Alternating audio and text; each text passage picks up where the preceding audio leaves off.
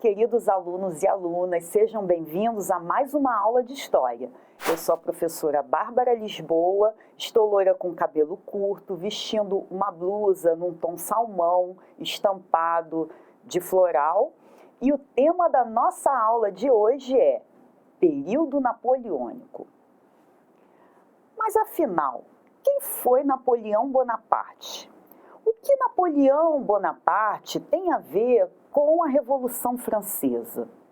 E o bloqueio continental, vocês já ouviram falar? O que das investidas externas, militares e políticas de Napoleão tiveram de influência no mundo? Essas são algumas questões que nós vamos tentar responder na aula de hoje. Para início de conversa, é importante a gente relembrar que a chegada de Napoleão ao poder foi logo após o processo revolucionário que ocorreu na França, que levou cerca de 10 anos.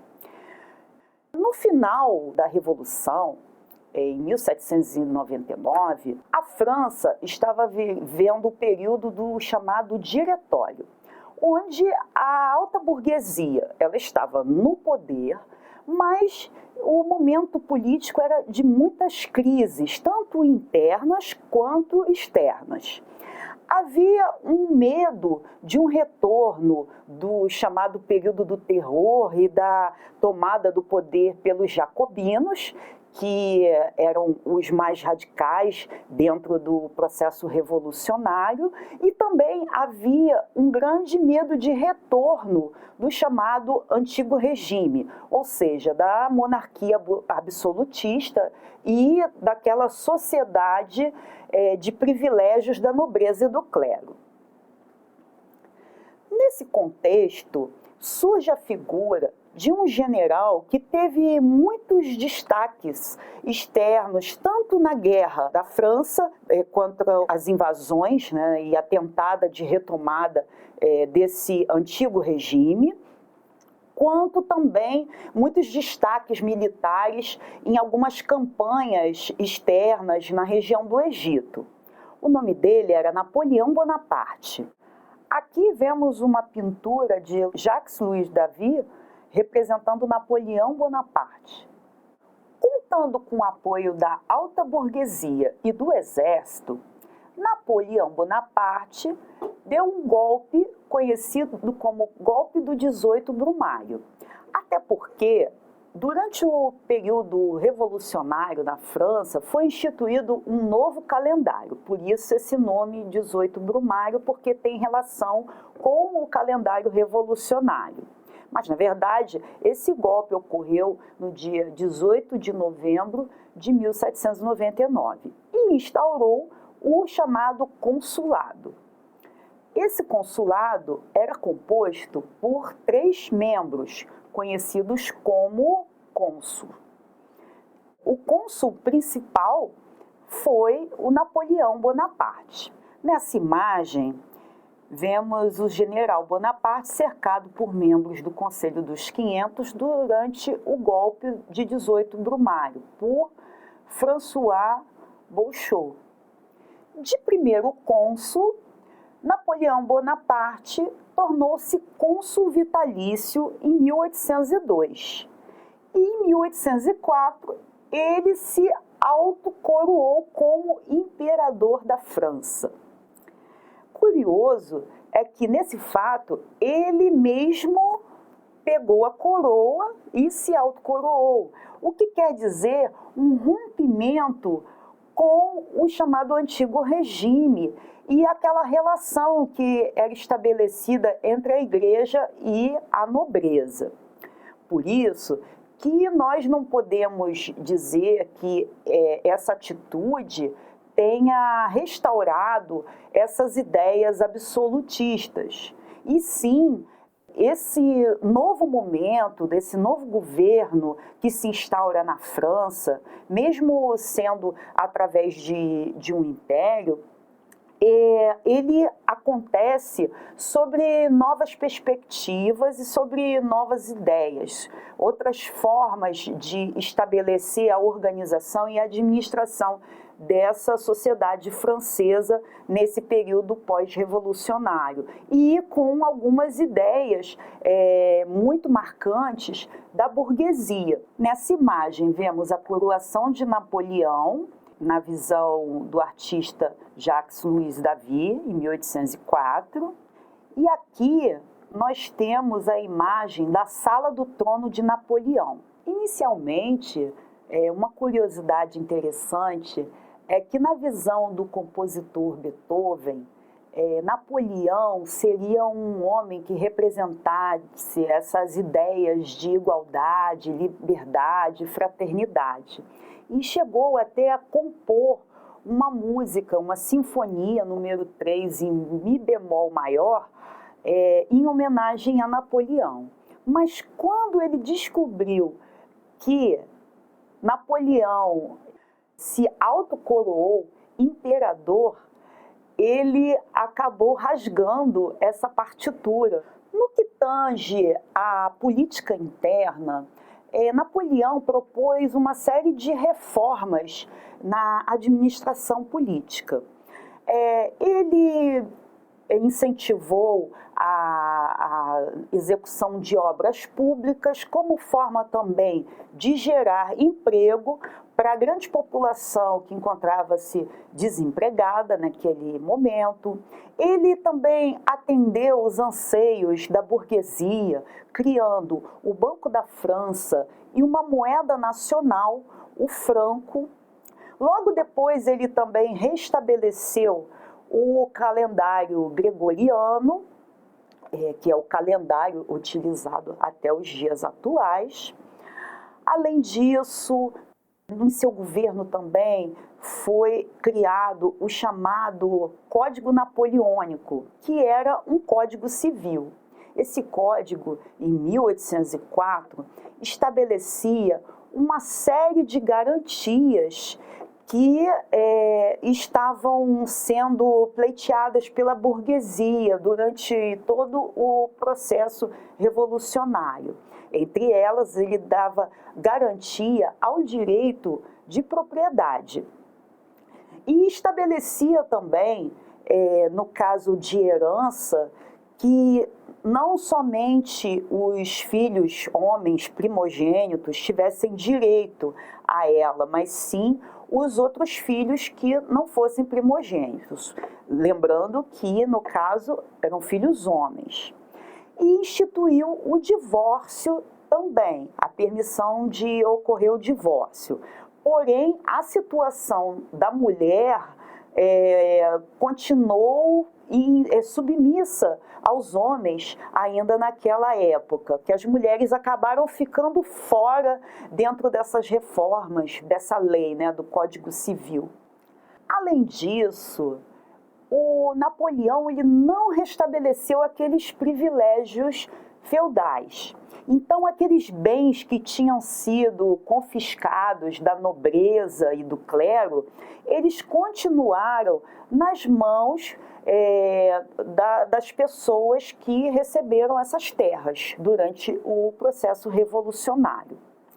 Agora, apesar dessa atitude, Napoleão também procurou aproximar-se do clero. De que forma? Mantendo uma relação de não intervenção nos assuntos da igreja.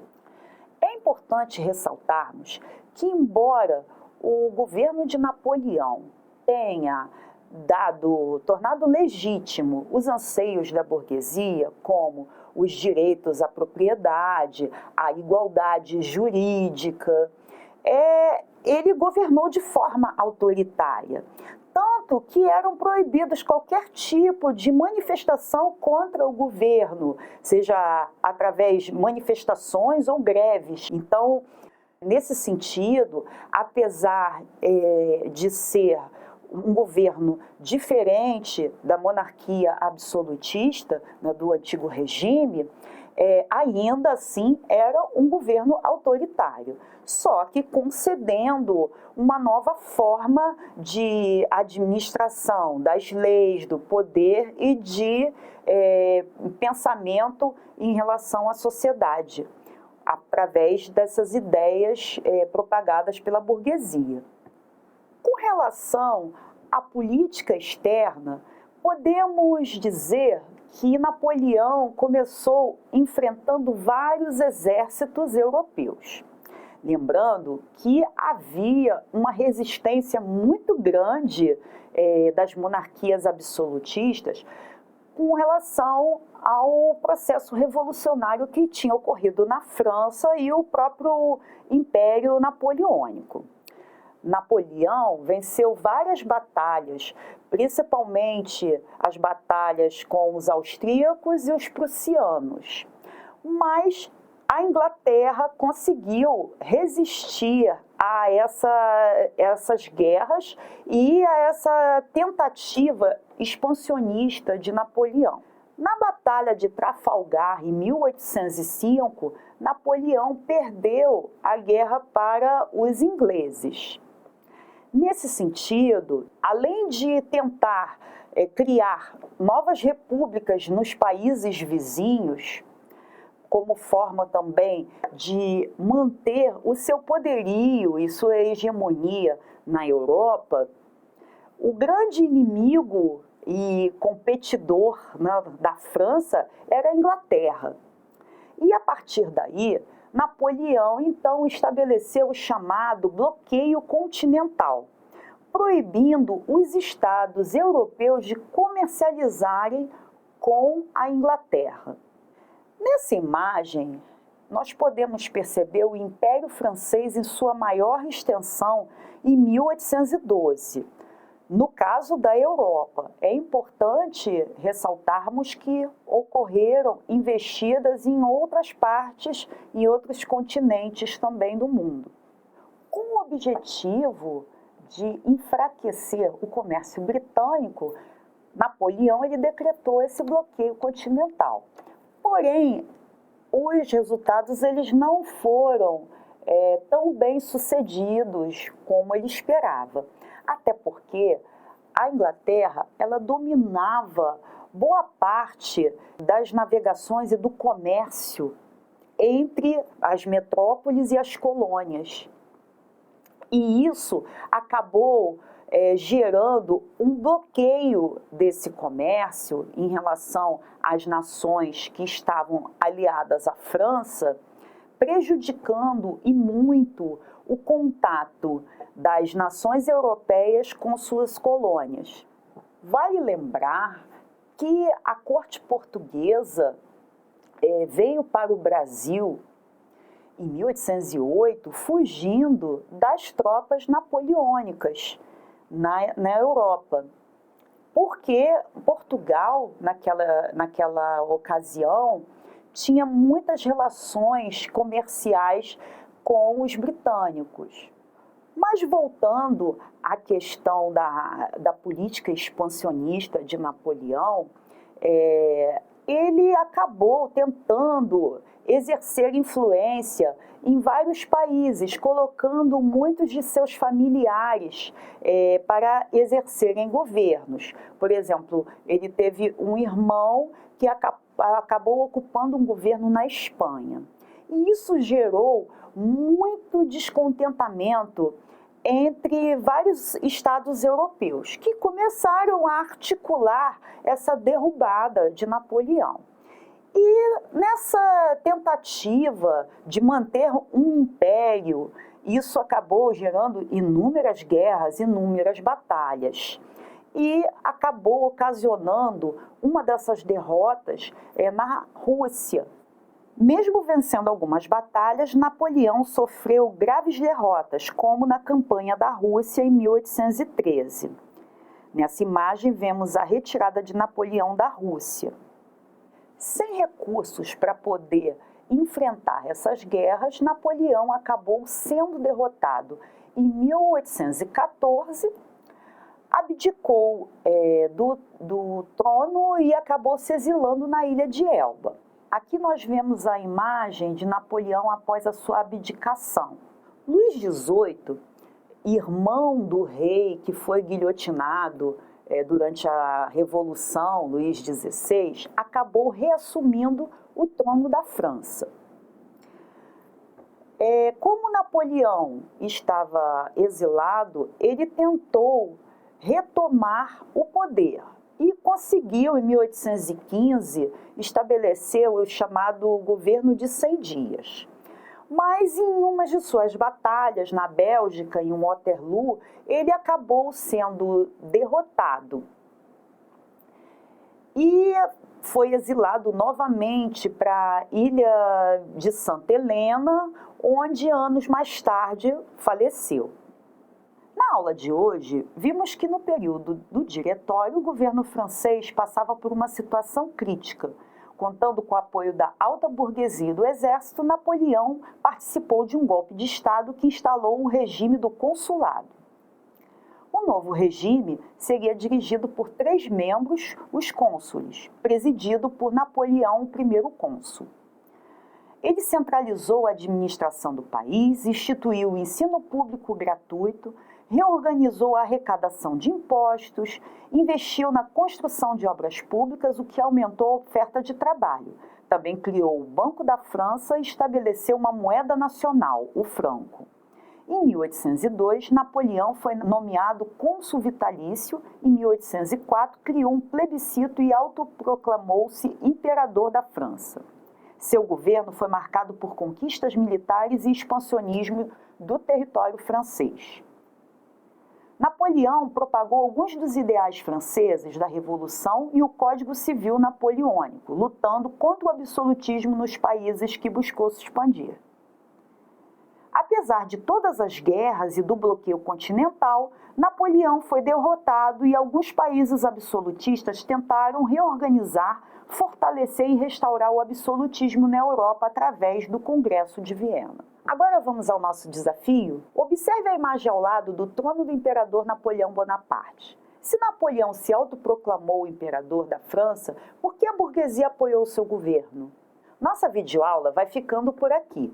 Não deixem de acessar o nosso material Rio Educa com auxílio do seu professor ou da sua professora.